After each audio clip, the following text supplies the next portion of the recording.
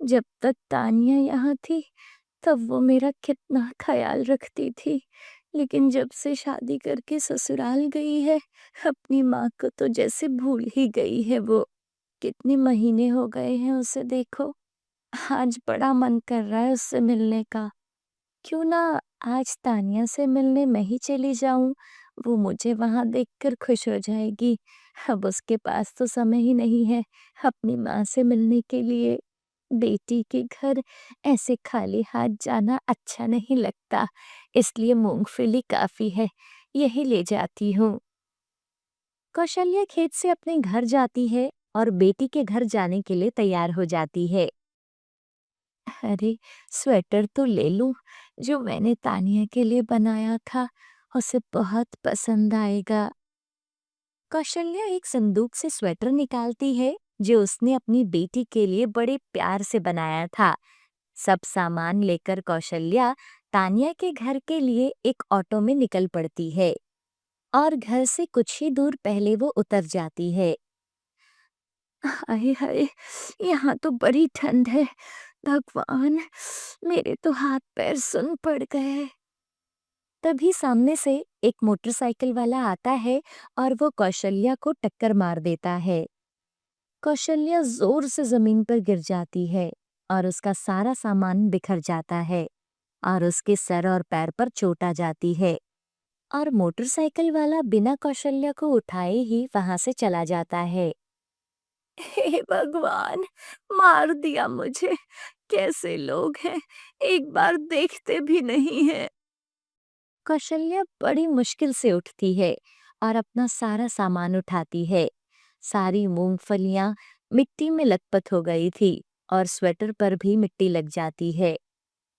कौशल्या अपना सारा सामान समेटती है और अपनी बेटी के घर के लिए निकल पड़ती है। सर्दियों का मौसम था और कौशल्या ऐसे ठंडे मौसम में बस एक शॉल डाले हुए ही अपनी बेटी से मिलने आ जाती है। हे भगवान, ठंड से मेरा पूरा शरीर कांप रहा है और सर की चोट से खून भी बह रहा है। तानिया मुझे ऐसी हालत में देखकर बहुत दुखी हो जाएगी। कौशल्या बड़े से महल की ओर बढ़ रही थी। मेरी बेटी का ससुराल तो महल है, रानी बन गई है मेरी बेटी तो। तभी गेट पर चौकीदार कौशल्या को देखकर उसे रोकता है। अरे कौन हो आप? इस हालत में कहाँ जा रहे हो? बेटा, मैं तानिया की माँ हूँ। रास्ते से आते समय मोटरसाइकिल वाले ने टक्कर मार दी थी। अरे अम्मा जी, आपको तो बहुत चोट आई है। आप चलिए, तानिया मैडम जी अंदर ही है। लेकिन अम्मा जी, आप तो लेट हो गई हैं। सब मेहमान तो कब के आ गए हैं। मेहमान, आज कुछ खास है क्या? अरे, वो आज यहाँ नए साल की पार्टी रखी है ना। बहुत बड़े बड़े लोग आए हैं आज। चौकीदार की बात सुनकर कौशल्या थोड़ा संकोच में आ जाती है, क्योंकि वो इस हालत में सबके सामने जाने से कतरा रही थी। चलिए ना अम्मा जी, आप यहाँ क्यों रुक गई? तानिया मैडम जी आपका इंतजार कर रही होंगी। तानिया अपनी माँ को देखती है तो उनके पास आती है। मेरी बच्ची, अरे वाह, तू तो बहुत सुंदर लग रही है। कैसी है तू? कौशल्या की आंखों में खुशी के आंसू थे। माँ, तुम यहाँ क्या कर रही हो और ये क्या हालत बनाई है अपनी? बेटा, वो एक मोटरसाइकिल वाले ने मुझे टक्कर मार दी और सर में थोड़ी चोट भी आ गई है। पहले ना माँ, मेरे साथ चलो। तानिया अपनी माँ को बाजू से पकड़कर घर के दूसरी ओर स्टोर रूम में लेकर जाती है जहाँ कोई नहीं था। अरे माँ, आप मेरे ससुराल आई हो, कम से कम ढंग के कपड़े तो पहन लेती। यहाँ कितने अमीर अमीर लोग आए हैं, अगर कोई तुमको ऐसे देखेगा तो क्या सोचेगा? कौशल्या की बेटी हीरे और सोने के जेवर से लदी थी। वो एक बार अपनी माँ से उनका हाल तक नहीं पूछती। बेटा, तू कैसी है? मेरी बच्ची, तू तो रानी बन गई है। मैंने तो कभी नहीं सोचा था कि मेरी बेटी, जो एक छोटी सी झोपड़ी में बड़ी हुई, महलों की रानी बन जाएगी। हे भगवान, नजर न लगे, कितनी सुंदर लग रही है मेरी बच्ची। कौशल्या जैसे ही अपनी बेटी को गले लगाने लगती है, अरे माँ, दूर रहो ना, जरा अपने कपड़ों को तो देखो, इन पर मिट्टी और खून के दाग लगे हुए हैं। आप ऐसे अचानक यहाँ क्यों आई हो? कौशल्य की आंखों में आंसू आ जाते हैं। तुझे देखने का मन हो रहा था, बस इसीलिए आ गई बेटा। मुझे देखने का मन था? अच्छा, तुम यहीं रुको, बाहर मत आना। घर में कुछ खास अमीर मेहमान आए हैं, मैं थोड़ी देर में आती हूँ। तानिया अपनी माँ को घर के स्टोर रूम में छोड़कर खुद डाइनिंग एरिया में आ जाती है। कौशल्या बेचारी को कुछ समझ नहीं आ रहा था कि उसकी बड़ी बेटी इतनी कैसे बदल सकती है। शायद कोई बड़े लोग आए हैं, दामाद जी भी मिलने नहीं आए। कोई बात नहीं, मेरी तानिया के लिए मुझसे बढ़कर कौन हो सकता है? मैं तो उसकी माँ हूं ना। कुछ देर बीतने पर भी कौशल्या के पास कोई नहीं आता। कौशल्या ठंड से कांप रही थी। कहाँ रह गई ये तानिया? अभी तक नहीं आई। कुछ देर के बाद जब मेहमानों की आवाजें आना बंद हो जाती हैं, बहुत देर हो गई है। लगता है सब मेहमान चले गए, लेकिन ये तानिया कहाँ रह गई? लगता है भूल गई कि माँ को कमरे में बिठाया है। ये भी ना, भुलक्कड़ ही है। मैं खुद ही जाकर देखती हूँ। कौशल्या कमरे से निकलकर बाहर आती है, जहाँ तानिया और उसकी सास मेहमानों के दिए तोहफे देख रही थी। देखो, मुझे लगा ही था तुम मुझे कमरे में बिठाकर भूल गई होंगी। देखो, यहाँ अपनी सास के साथ बैठी हो। माँ, मैं आने ही वाली थी। तानिया की सास कौशल्या देवी को देखकर अपना मुंह बना लेती है। तुम्हारी माँ कब आई? तुमने बताया नहीं। इनकी तो हालत बहुत खराब लग रही है। अब वो माँ अभी आई थी। नौकरों को बोलो इनको खाने के लिए कुछ दे। इन्हें तो देखकर लग रहा है जैसे बहुत दिनों से अच्छे से खाना नहीं खाया है। कुछ कपड़े भी दो इनको। तानिया की सास का रवैया कौशल्या को कुछ ठीक नहीं लगा। नहीं नहीं बहन जी, मैं तो बस तानिया को देखने आई थी। आप सबसे मिल ली, इसलिए मुझे अब इजाजत दीजिए। मैं अपने घर चलती हूँ। ये इनके थैले में ना कुछ फ्रूट्स डाल दो। बेचारी ठंड में इतनी दूर से आई हैं। नहीं नहीं नहीं, ये तो मैं तानिया के लिए लाई थी। इसमें हमारे खेत की मूंगफली है। बचपन में तानिया बहुत खाया करती थी, और मैंने अपने हाथों से तानिया के लिए एक स्वेटर बनाया था। बहुत गर्म ऊन का है, सर्दियों में इसमें ठंड नहीं लगेगी। कौशल्या अपना थैला खोलने लगती है। उसके हाथ ठंड से कांप रहे थे। वो जैसे ही थैला खोलती है, तो वो थैला उसके हाथ से छूट जाता है और सारा सामान जमीन पर गिर जाता है। अरे अरे अरे, ये मिट्टी वाली मूंगफली और गंदा सा स्वेटर! अरे, सारा फ्लोर गंदा कर दिया। माँ, क्या कर रही हो आप? देखो ना, सारी जगह आपने गंदगी फैला दी। अरे, आप इसे यहाँ पर लेकर आई हो ना? ऐसी मूंगफली तो उस घर के नौकर तक नहीं खाते हैं। रामू, जल्दी इधर आओ, ये सब साफ करवाओ और इसे बाहर फेंको। माफ करना बहन जी, मैं साफ कर देती हूँ। कौशल्या सब उठाने लगती है, तभी बाहर से नौकर आते हैं और कौशल्या को रोकते हैं। ये स्वेटर ना माँ, तुम अपने घर ले जाना, तुम्हारे परिवार के काम आएगा। अब अपनी इतनी बेइज्जती देख कौशल्या से वहां रुका नहीं गया। वो बस हाथ जोड़कर वहां से बाहर आ गई। कितनी आस लगा कर गई थी मैं अपनी बेटी के घर, लेकिन इसने मुझे मेरी औकात दिखा दी। कौशल्या तानिया के घर से जा ही रही थी कि तभी तानिया का पति सिद्धार्थ कौशल्या जी को देख लेता है। सिद्धार्थ जल्दी से अपनी माँ के पास आता है। अरे माँ जी, आप मुझसे मिले बिना कहाँ जा रही हो? और ये आपको चोट कैसे लगी? नहीं बेटा, कुछ नहीं, वो मैं तानिया से मिलने आई थी। अच्छा, अभी मैं चलती हूँ। अरे, ऐसे कैसे चलती हो? अभी तो आप मुझसे मिले भी नहीं हो और अभी-अभी आए हो। तानिया, जल्दी से इधर आओ। तभी वहां तानिया आती है। जी, वो माँ जी तो अभी जा रही हैं, वो सबसे मिल ली हैं। अरे, ऐसे कैसे जा रही हैं? तुमने देखा नहीं माँ जी को कितनी चोट आई है? सिद्धार्थ उन्हें अपने कमरे में लेकर जाता है और डॉक्टर को बुलाता है। तानिया, रामू से बोलकर माँ जी के लिए कुछ खाना मंगवाओ। देखिए, इनको बहुत ठंड लग गई है और ऊपर से कमजोरी भी है। मैंने चोट पर पट्टी कर दी है और ये कुछ दवाइयाँ हैं। थोड़े दिन आराम करो, सब ठीक हो जाएगा। डॉक्टर के जाने के बाद तानिया गर्मा गर्म खाना अपनी माँ को खिलाती है। माँ जी, अब आप कहीं नहीं जाओगे, आप यहीं रहो। तानिया खुद आपका ध्यान रखेगी। वैसे भी ये घर जितना हमारा है उतना ही आपका भी है। अपने दामाद को अपने लिए इतना कुछ करता देख कौशल्या की आंखों में आंसू आ जाते हैं। इधर अपने पति की बातें सुन तानिया को अपने किए पर बहुत ही शर्म आती है। सिद्धार्थ जी मेरी माँ का कितना ध्यान रखते हैं और मैं खुद उनकी सगी बेटी होकर उनके साथ ऐसा व्यवहार कर रही थी। माँ, आप अभी आराम करो। सब लोग कमरे से बाहर चले जाते हैं। माँ, मुझे माफ कर दो माँ, मुझसे बहुत बड़ी गलती हो गई। ऐसा बोलकर तानिया अपनी माँ के गले लग जाती है।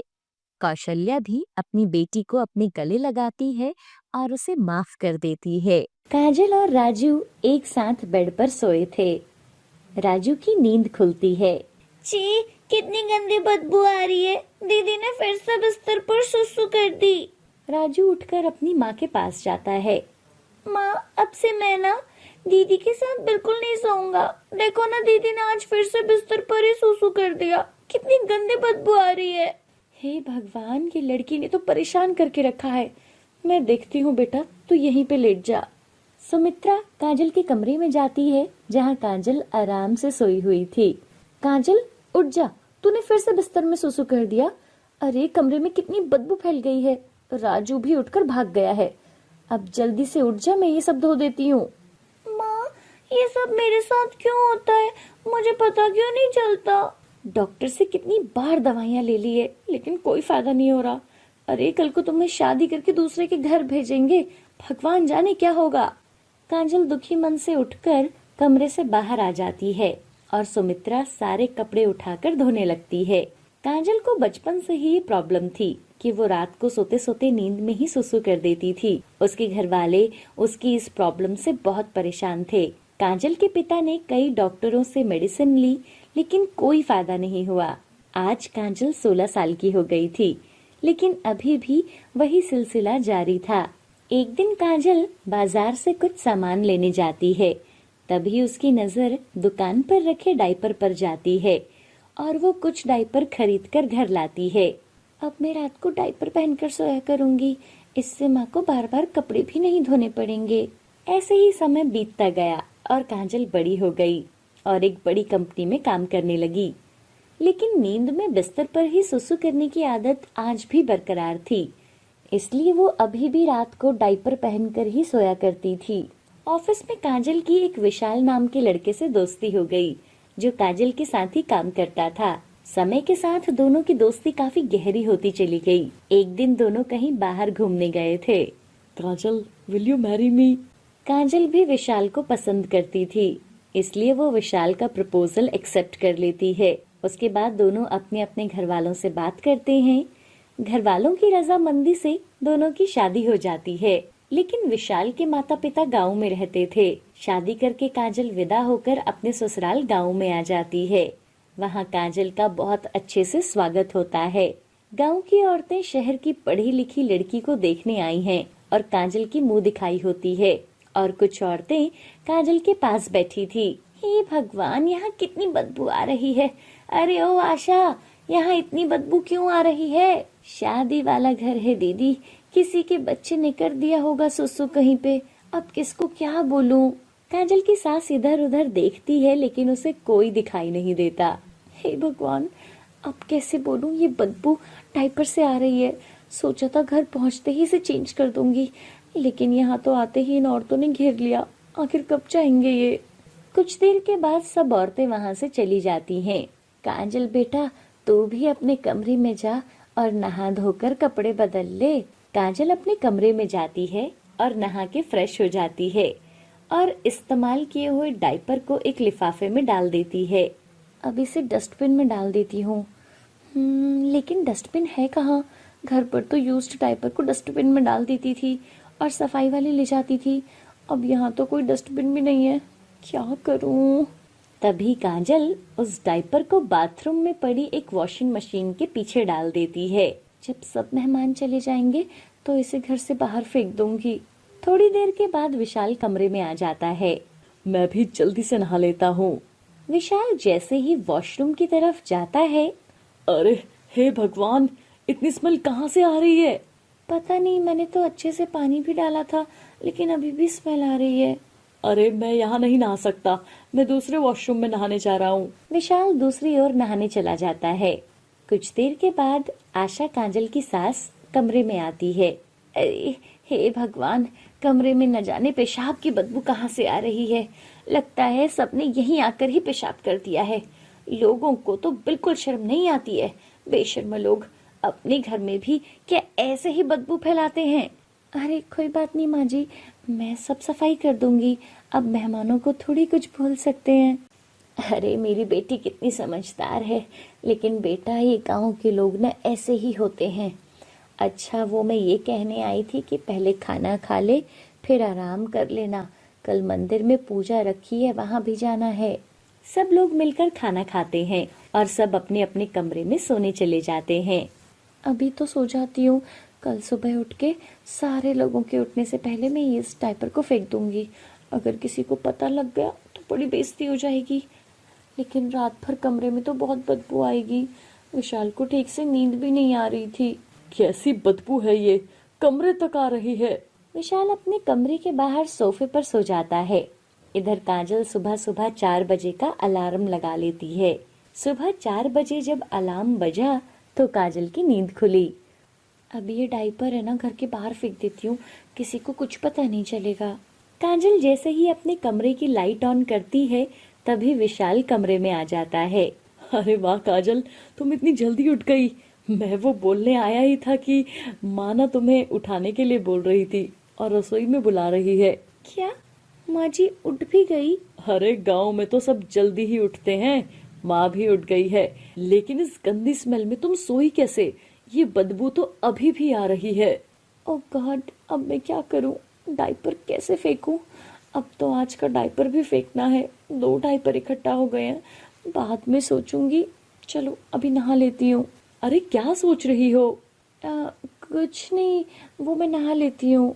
और काजल नहाने चली जाती है और आज का डायपर भी वो मशीन के पीछे छुपा कर रख देती है और वो तैयार होकर अपने कमरे में बैठ जाती है।